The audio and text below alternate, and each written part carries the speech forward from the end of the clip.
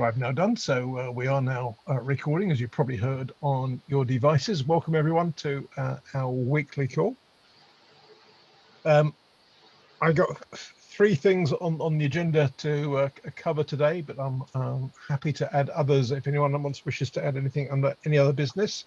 I thought I would just get your feedback, those of you that joined the call last Monday with Tommy Pauly.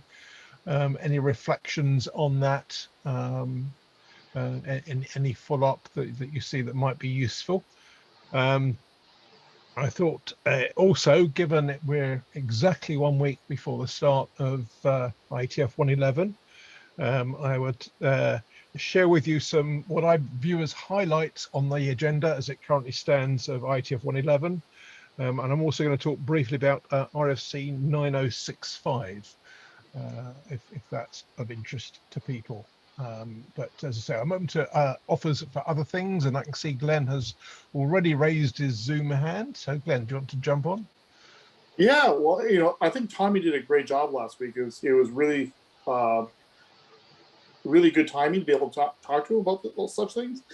There was a bunch of areas though that he very deftly avoided talking about.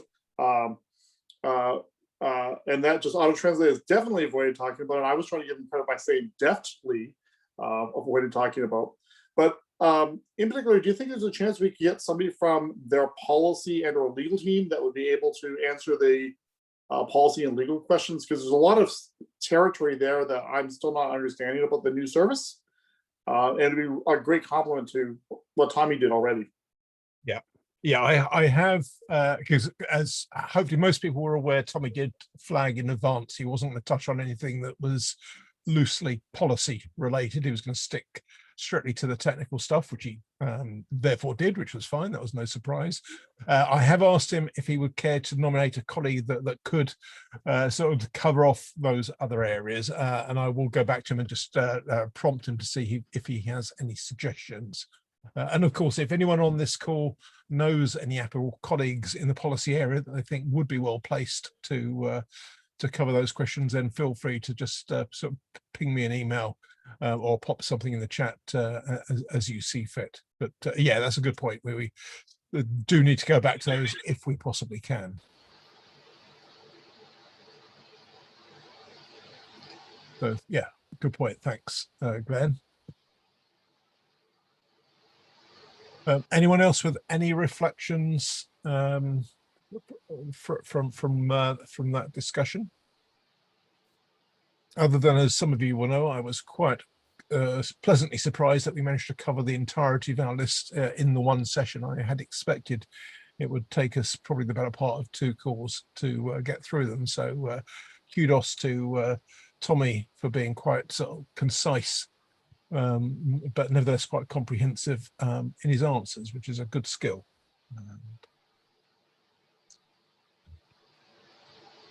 Give a moment, see if anyone has anything else to just reflect for a second.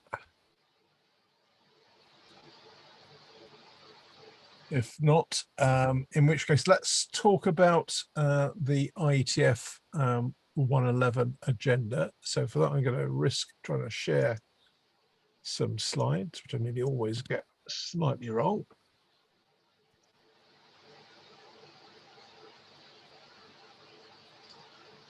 But I'm hoping you can see a slide on your screens. No yep. Yeah. Okay. Oh, good. Thanks. Thank you. Okay, so this is an entirely subjective view of some of the highlights as I see them on the agenda for next week. For those of you that are planning to attend IETF 111, the ungodly hour that it is for those of you in Europe. So just in case you've not yet had a chance to look through in detail, here's my take on things that may well be worth your time. Rather topically, as it turns out, given what we were just talking about. So first session that I spotted on Monday within the sort of first block of sessions, session 1, was the PEARG group, one of the IETF groups, which amongst other things currently features private relay on its agenda with Tommy, as well as flock, should time remain for that, for those of you that are interested to see how things are going to play out with cookies, etc. And that's immediately followed by the IETF Open, but there's no agenda for that. So some of these I've not put specific items because the agendas for all the working groups are yet to have appeared. And then the third session I spotted on Monday, in fact there's two, there's the DNS Ops, which may include the DNS access denied error page paper that we touched on this call a few weeks back, and a related paper looking at the structured data for that same proposal. I say may include because DNS Ops is spread over 2 sessions, and there's quite a lot on the agenda for it, and that these are, I think, towards the back end, so they may well flip to the second of the 2 DNS Ops sessions. If they do, the SEC dispatch has got a number of agenda items, one of which I thought might appeal to people on this call, which is Mallory Nodal has put forward a paper looking at a definition of end-to-end encryption, which is certainly worthy of your attention if you have the opportunity to at least look at the draft paper. So that's also session 3 on Monday. If I then seamlessly move on to Tuesday, there was nothing that caught my eye for session 1. But session 2, the security area open meeting, as you can see, features amongst other things, and so all of these are just extracts from the agendas, the service registration protocol for DNS-based service discovery, as well as an advertising proxy for that. So I thought those could well be of interest. But probably most importantly on Tuesday is the Oblivious HTTP BOF, which I'll come back to in a moment. But before I move on, I don't know if anyone had any other sessions on Monday or Tuesday that you had a chance to look at already that you thought worthy of attention. So on the Tuesday, I believe it's session 1, there is the IETF ANRW, which I believe is a continuation of the session from the day before, and these has some DNS related topic also. I think Haya Schulman is presenting about, well, problems with TCP and DNS. I know what it is, but that looks interesting. Okay. What was that session again? Sorry, Ralph. It's Tuesday, session 1, IETF, and then it's ANRW. I believe that's the Applied Network Research Workshop, which you have to register separately, but it's included in the IETF, so okay. You don't have to pay for it. Good spot, thank you. I'll just pause in case anyone else had anything else like that to highlight. It's always good to have more than one set of eyes looking at these things. And if not, I'll move on to Wednesday, Thursday. As I say, I will come back to the Oblivious workshop in just a second.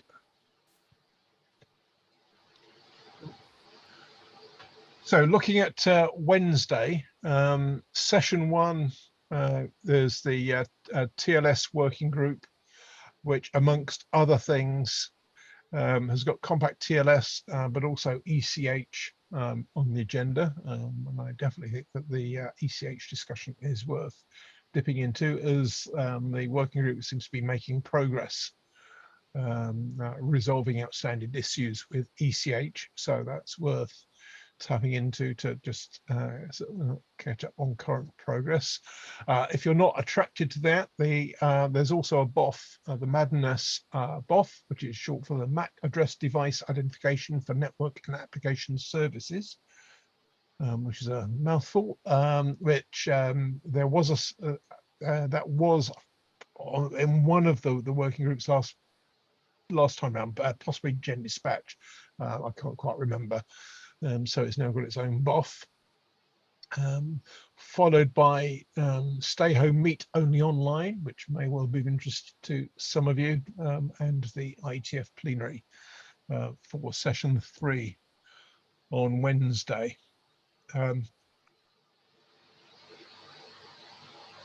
Looking at Thursday, Deprive has got, as you can see, 2 sessions back to back. And amongst other things has got DNS over quick and also recursive to authoritative DNS on the agenda, which may well again be of interest to some of the people on this call. I didn't myself pick out anything in session 3, but others may well have done. I'll ask in a moment. But then session 4 has got both the IB open and also the second of the 2 DNS ops sessions. So possibly may cover the access denied error page discussion if they time out on the session earlier in the week. Again, I don't know if anyone else picked up on any other sessions of interest on Wednesday or Thursday. I'll give you a moment to respond.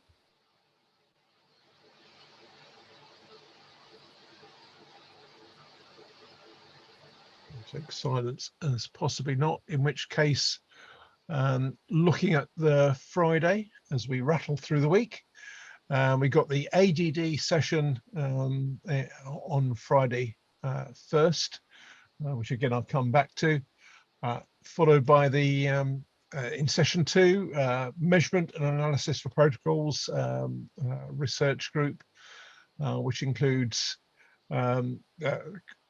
as you can see a sort of DOE related sort of discussion linked to Quick in IPv4, as well as a paper, which if I'm honest, I put up mainly because Jason was involved with it, comparative latency under low performance of broadband CPE, which again, knowing some of the people on this call thought that may well be something which would appeal to you, either to attend the session or if that clashes with other stuff in your diaries to read the paper.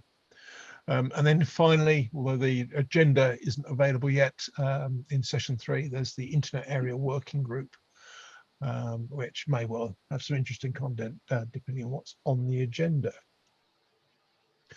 Again, did anybody have anything else on Friday that caught your attention?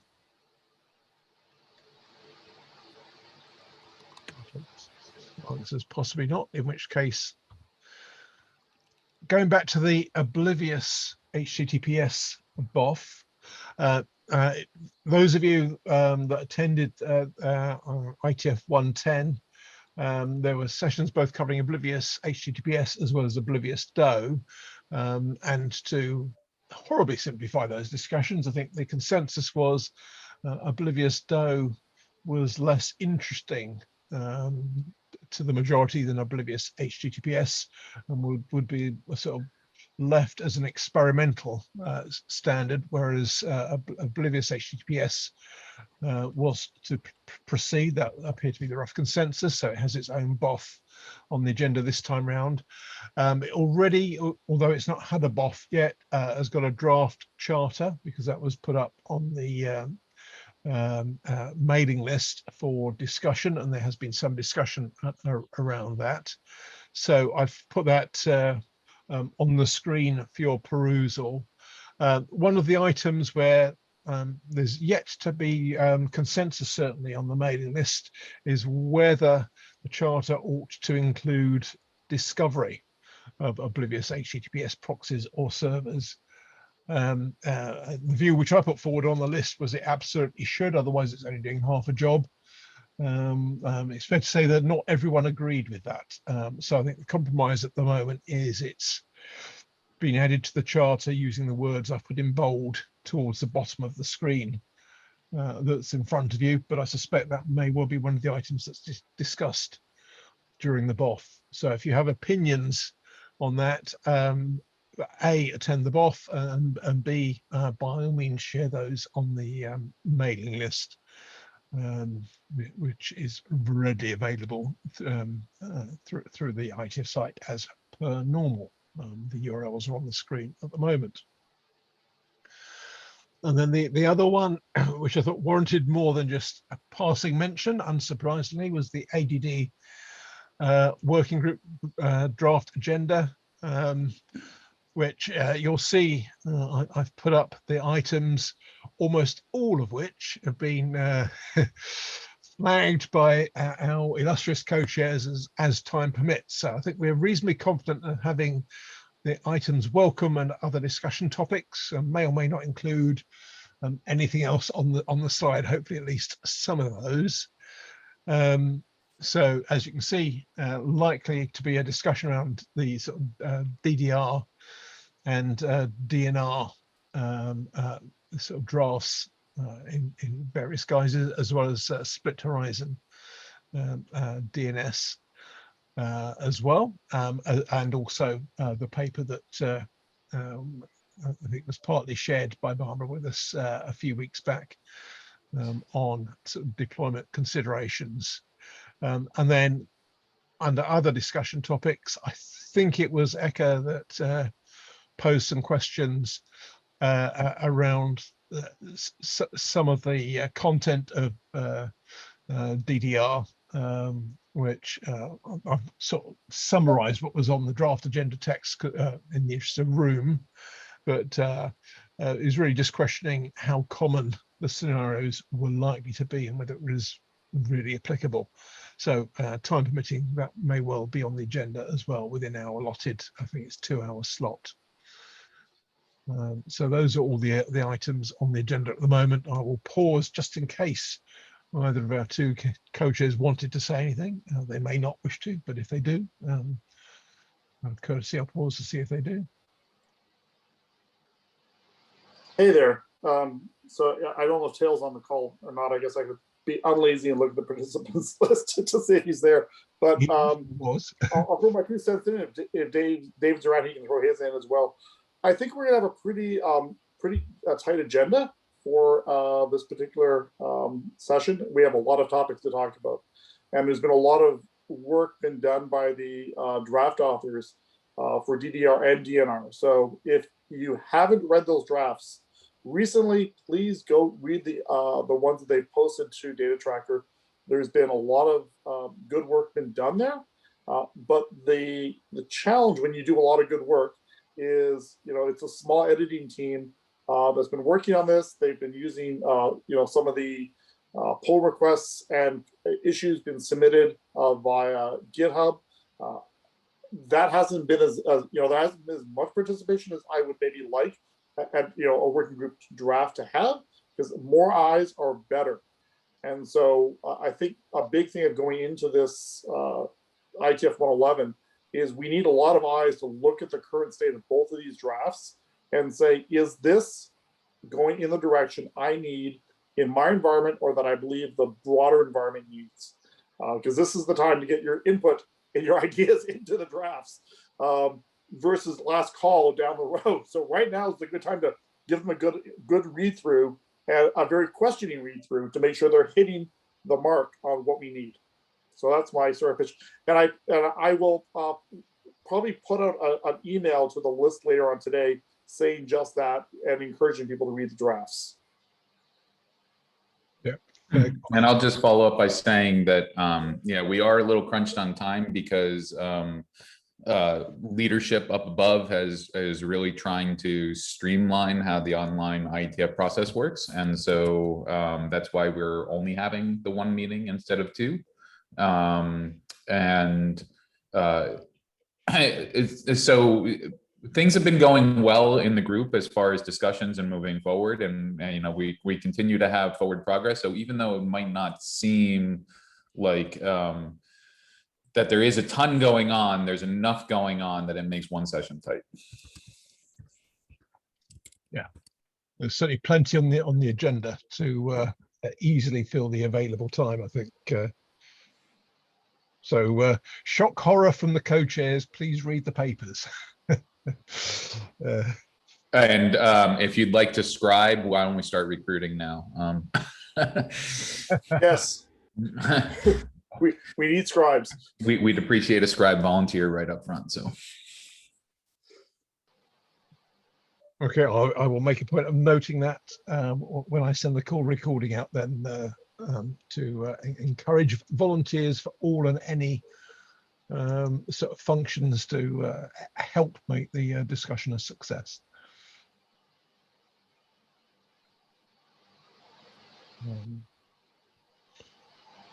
Okay. Okay. Again, I'll pause to see if anyone else wants to jump in with any comments, observations, or anything else to add on those.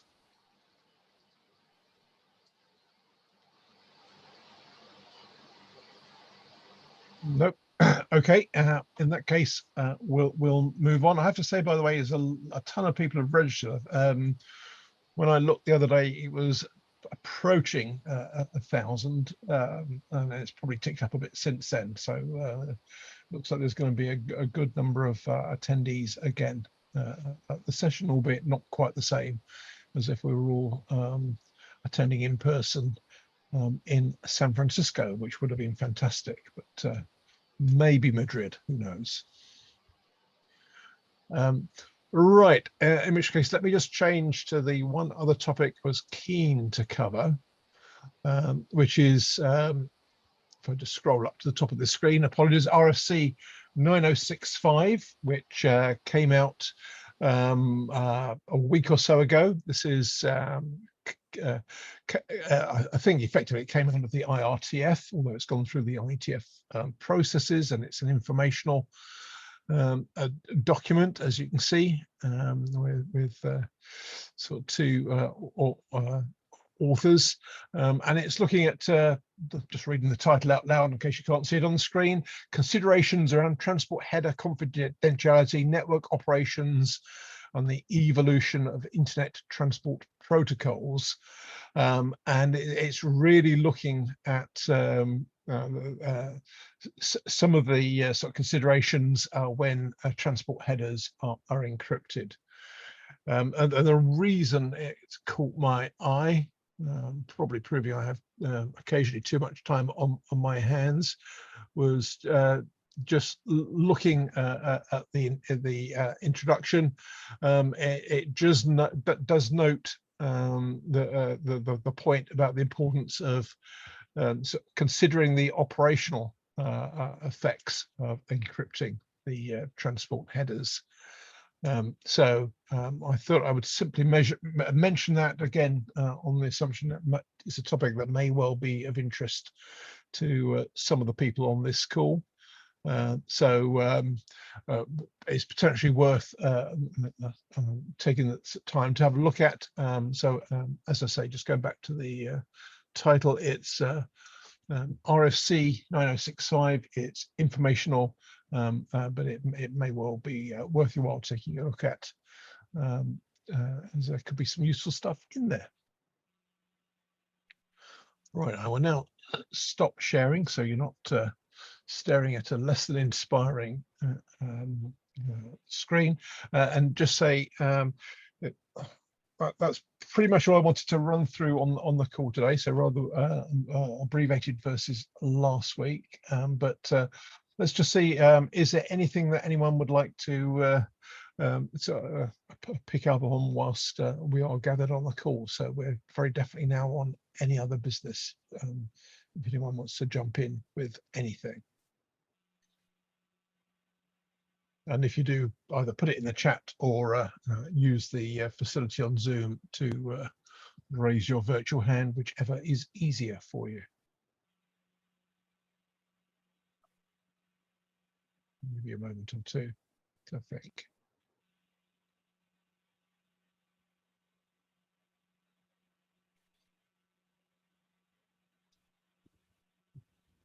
I'll take it that's probably a no for this week. in which case I will, as we discussed at the start with the question that then raised, see whether there's an opportunity to get someone from Apple to pick up on those outstanding policy questions. And as we discussed at the start, if you have any suggestions for any good people in Apple that may be able to do that, please let me know. Otherwise, I'll reach out to Tommy Pauly in the meantime. So with that in mind, thanks everyone for your time. Have a great week, and we'll pick up again same time next week. So thanks all. Speak to you again soon. Bye. Thanks, Andrew. Hey, everyone. Bye.